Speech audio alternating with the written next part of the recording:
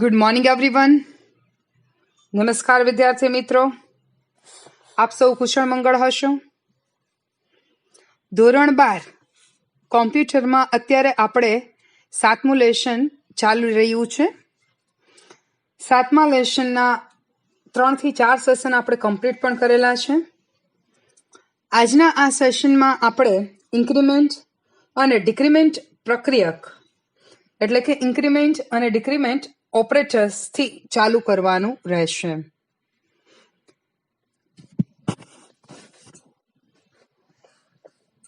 Increment અને decrement operators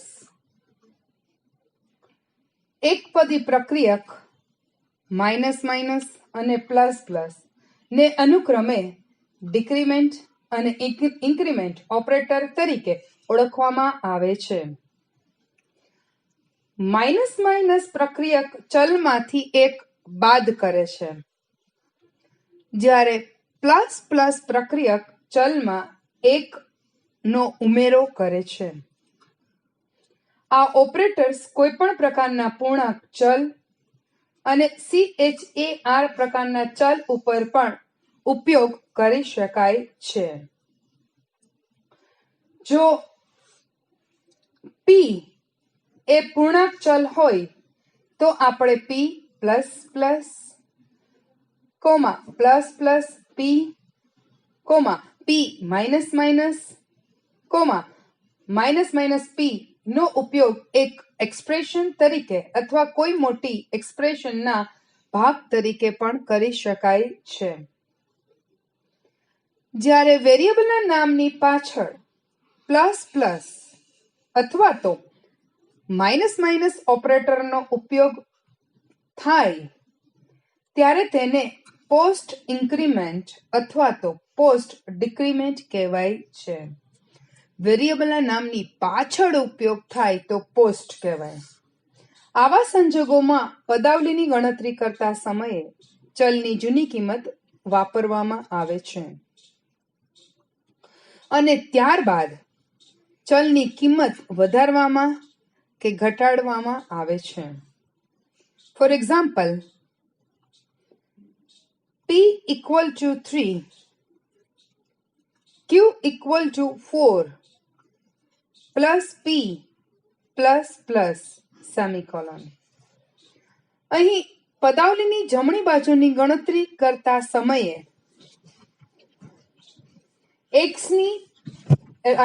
P ની જૂની કિંમત વપરાશે અને પછી P ની કિંમતની વૃદ્ધિ ઇન્ક્રીમેન્ટ કરવામાં આવે છે.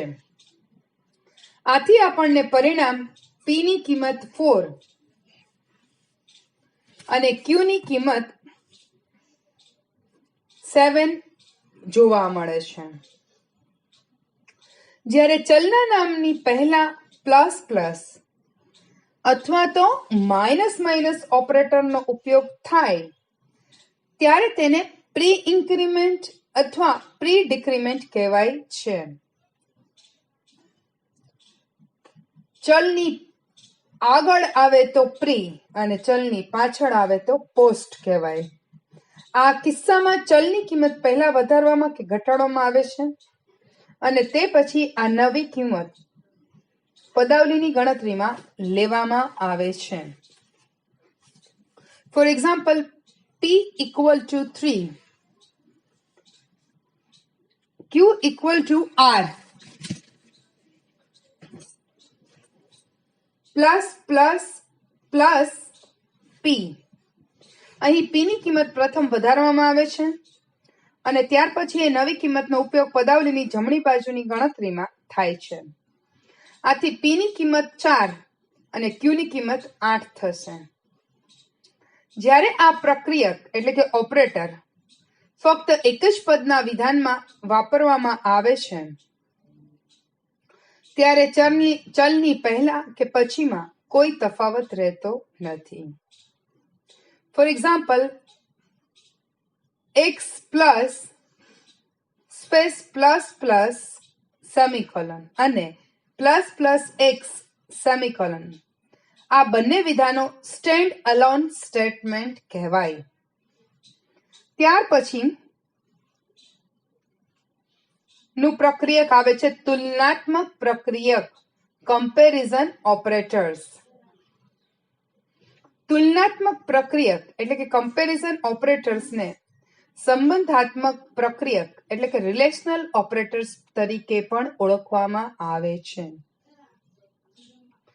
જાવામાં કમ્પેરિઝન ઓપરેટર્સ ઇક્વલ ટુ એટલે કે double equal to, exclamation equal to, less than, greater than, less than equal to અને ગ્રેટર ધેન ઇક્વલ ટુ, આ બધા પ્રક્રિયકોનો અર્થ શું થાય છે તે હવે આપણે જોશું.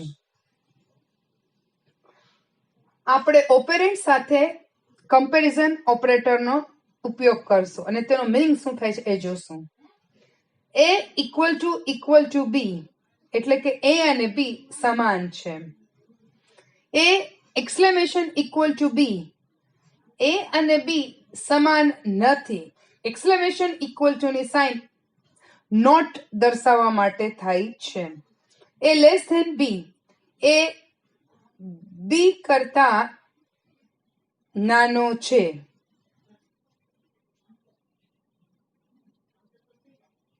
A greater than B, A B કરતા મોટો છે. A less than equal to B, B કરતા એ નાનો છે અથવા તો સમાન છે. A greater than equal to B, A B કરતા મોટો છે અથવા તો સમાન છે. આ ઓપરેટર્સ કોઈ પણ પ્રકારના આંકડાકીય એટલે કે ન્યુમેરિક પ્રકારોની અને કેરેક્ટર પ્રકારની કિંમતોની સરખામણી કરવા માટે ઉપયોગમાં લેવાય છે. તુલનાત્મક પ્રક્રિયકના ઉપયોગથી પદાવલીનું પરિણામ પણ બુલિયન મળે છે. એટલે કે પરિણામ ટ્રુ અથવા ફોલ્સ હોય.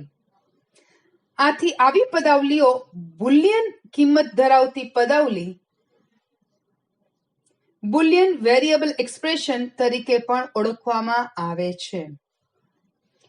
ડબલ ઇક્વલ ટુ અને exclamation equal to operators boolean કિંમતોની સરખામણી કરવા માટે ઉપયોગમાં લેવાય છે. For example, boolean both positive semicolon, જ્યાં both positive equal to double round bracket x greater than 0 round brackets over equal to into round bracket y greater than 0 round brackets, both round brackets are over semicolon. સામાન્ય રીતે તુલનાત્મક પ્રક્રિયકોનો ઉપયોગ if વિધાનો અને લૂપમાં કરવામાં આવે છે. હવે આવે છે તાર્કિક પ્રક્રિયકો.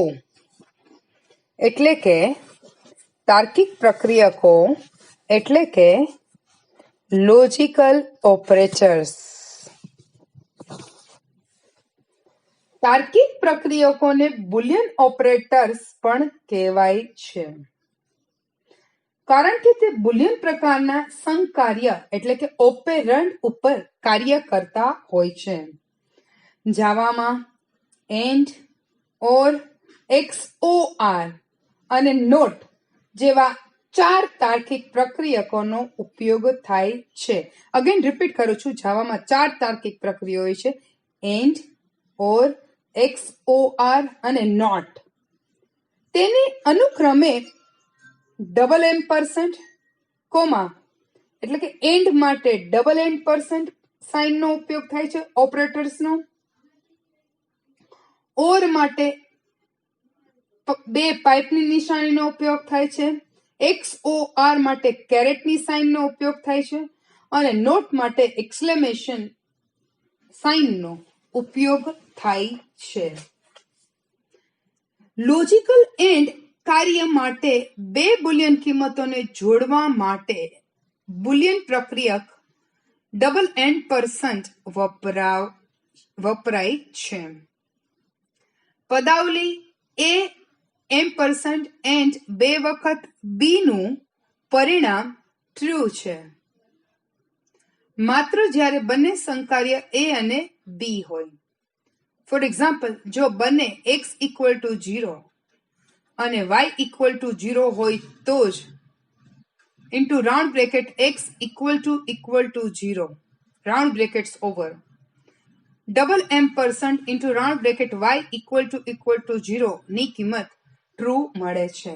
એટલે કે આપેલ બંને ઓપરેટર્સ ની કિંમત ટ્રુ હોય ત્યારે એન્ડ નો ઉપયોગ થાય છે. એટલે આપેલ બે શરતો હોય એ બંને શરતોની કિંમત ટ્રુ હોય ત્યારે ડબલ m% એન્ડ ઓપરેટરનો ઉપયોગ કરવામાં આવે છે. તાર્કિક ઓર ઓપરેટર માટે બુલિયન પ્રક્રિયક બે પાઇપની નિશાનીનો ઉપયોગ થાય છે. આપેલ બે શરતમાંથી કોઈ પણ એક શરત સાચી હોય તો પણ અહીં માન્ય ગણવામાં આવે છે. જો એની કિંમત ટ્રુ હોય અથવા બી ની કિંમત ટ્રુ હોય અથવા બંને ટ્રુ હોય તો પદાવલી એ ઓર બી ની કિંમત ટ્રુ મળે છે.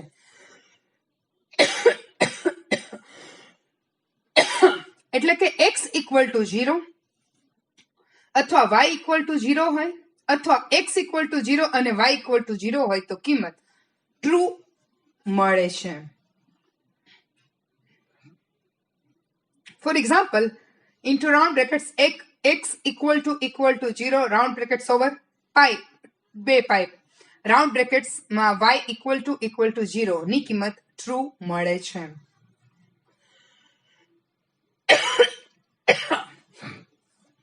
તાર્કિક નોટ માટે બુલિયન પ્રક્રિયક એક્સક્લેમેશન નિશાનીનો ઉપયોગ થાય છે અને તે એક પદી એટલે કે યુનરી પ્રક્રિયક છે.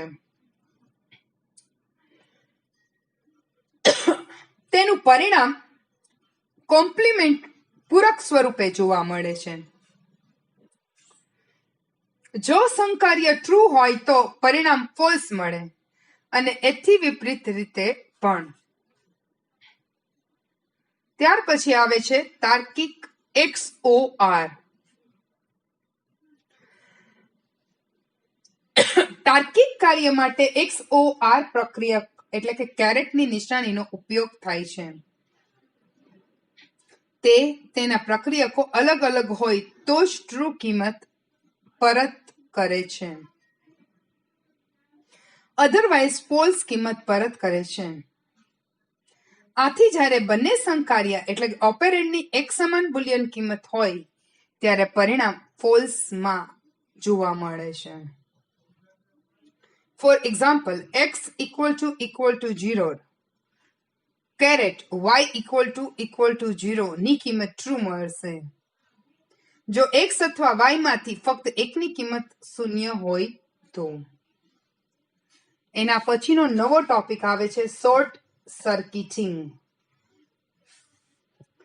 જ્યારે શરતી પ્રક્રિયકો એન્ડ અને ઓર એટલે ડબલ m% અને ડબલ પાઇપ ઉપયોગમાં લેવાય છે ત્યારે જાવા પરિણામ મેળવવું જરૂરી ન હોય તો બીજા સંકાર્ય એટલે કે ઓપેરેન્ડની ગણતરી કરતું નથી.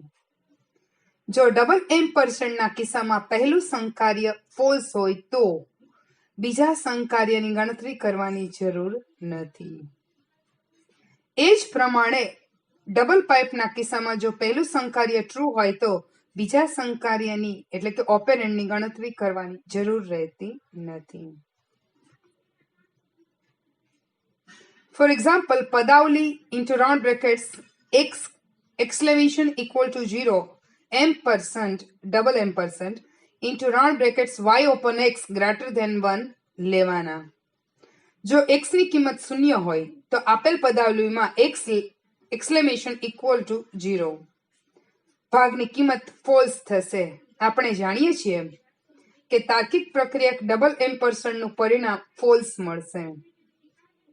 જ્યારે કોઈ પણ એક પ્રક્રિયકની કિંમત ફોલ્સ હોય ત્યારે આપેલ પદાવલીના બાકીના ભાગ y open x greater than 1 ની ગણતરી કરવાની જરૂર નથી. અહીં શોર્ટ રસ્તો લઈને ગણતરી કરેલ હોય છે અને શૂન્ય વડે ભાગાકાર ટાળેલ છે. શોર્ટ સર્કિટિંગ વિના અમલ કરતા સમયે શૂન્ય વડે ભાગાકાર ભૂલ આવી શકે છે. ડિવિઝન બાય 0 એવી ભૂલ જે છે એ પ્રોગ્રામમાં આવી શકે એવી શક્યતા રહેલી છે. આમ શોર્ટ સર્કિટિંગ જે છે એ પણ ટોપિક જે છે એ પણ ત્યાં પૂરો થાય છે. હવે પછીનો આપણો જે ટોપિક છે તે છે ટાઈપ કાસ્ટ. બરાબર છે. હવે પછીનો આપણો જે ટોપિક આવે છે તે છે ટાઈપ કાસ્ટ.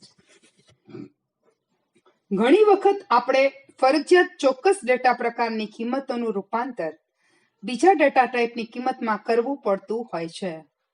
તેને ટાઈપકાસ્ટ તરીકે ઓળખવામાં આવે છે. જે કિંમતનું રૂપાંતર કરવાનું હોય તેની આગળ કૌંસમાં ટાઈપ નેમ લખીને ટાઈપકાસ્ટ જણાવી શકાય છે.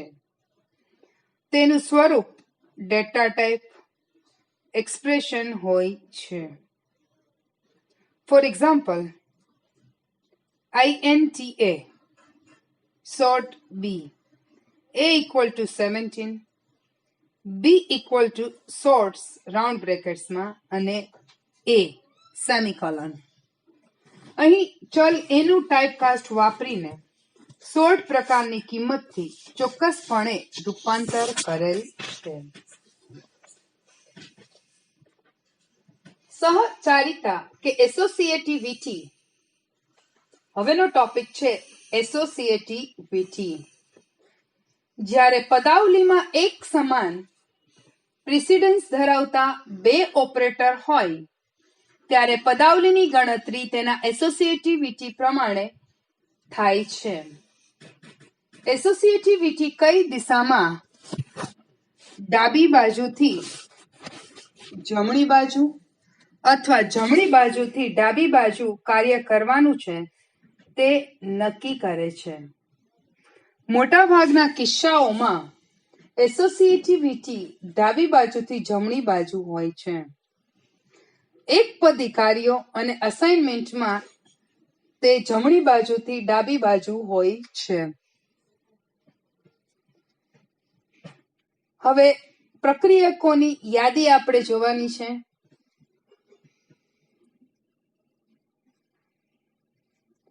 Unary operations plus plus minus minus unary minus and plus typecast. Associativity right to left.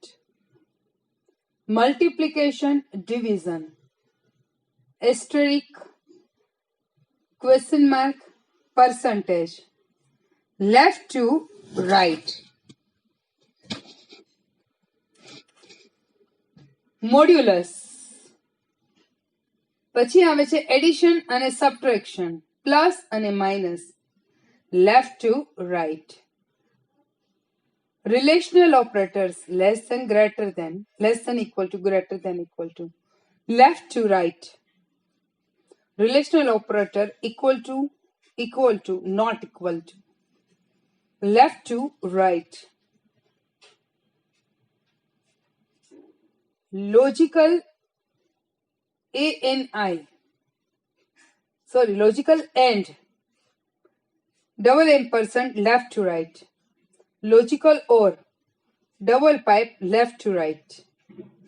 Conditional operator question mark right to left. Assignment operator equal to, plus equal to, minus equal to, asterisk equal to, division equal to, modulus equal to, percentage equal to, right to left. For example, P equal to Q equal to R equal to 7 ને P equal to into round brackets Q equal to into round brackets R equal to 7 તરીકે ગણીને ત્રણેય ચલમાં કિંમત 7 મળશે. આ assignment પ્રક્રિયકની જમણી બાજુથી ડાબી બાજુની એસોસિએટિવિટીને કારણે છે. આપણને ખબર છે અસાઇનમેન્ટ એક પ્રક્રિયક છે આથી અસાઇનમેન્ટ સ્ટેટમેન્ટની કિંમત જમણી બાજુની પદાવલી બરાબર ગણાય. આથી x equal to y equal to z equal to 7 માં પહેલા z ઇક્વલ ટુ 7 ની ગણતરી થાય છે. તે ચલ z ને કિંમત 7 અસાઇન કરે છે અને પદાવલી z ઇક્વલ ટુ 7 ની કિંમત પણ 7 છે. આથી તે પદાવલી p equal to r equal to 7 બનાવે છે. અગેન રિપીટ કરીએ છીએ આપણે. આથી અસાઇનમેન્ટ સ્ટેટમેન્ટની કિંમત જમણી બાજુની પદાવલી બરાબર છે. આથી p equal to q equal to r equal to 7 માં પહેલા r ઇક્વલ ટુ 7 ની ગણતરી થાય છે. તે ચલ p ને કિંમત 7 અસાઇન કરે છે અને પદાવલી r ઇક્વલ ટુ 7 ની કિંમત પણ 7 છે. આથી પદાવલી p equal to q equal to 7 બનાવે છે. 72/2/3 એ 72/2 રાઉન્ડ બ્રેકેટ્સમાં 72/2/3 તરીકે ગણવામાં આવશે કારણ કે પ્રક્રિયકની ડાબી બાજુની જમણી બાજુની એસોસિએટિવિટી છે. અહીં એ નોંધવું જોઈએ કે જાવા ભાષાના વિગતવાર વર્ણનમાં કોઈ ચોક્કસ પ્રક્રિયક અગ્રતા ક્રમમાં હોતો નથી. આજના આ સેશનમાં આપણે આટલું રાખશું. આજનું આ સેશન આપણે અહીંયા પૂરું કરીએ છીએ. નેક્સ્ટ સેશનમાં કંટ્રોલ સ્ટ્રક્ચર થી ચાલુ કરવાનું રહેશે. આજનું આ સેશન હું અહીંયા પૂરું કરું છું. All of you take care of yourself. Have a nice day.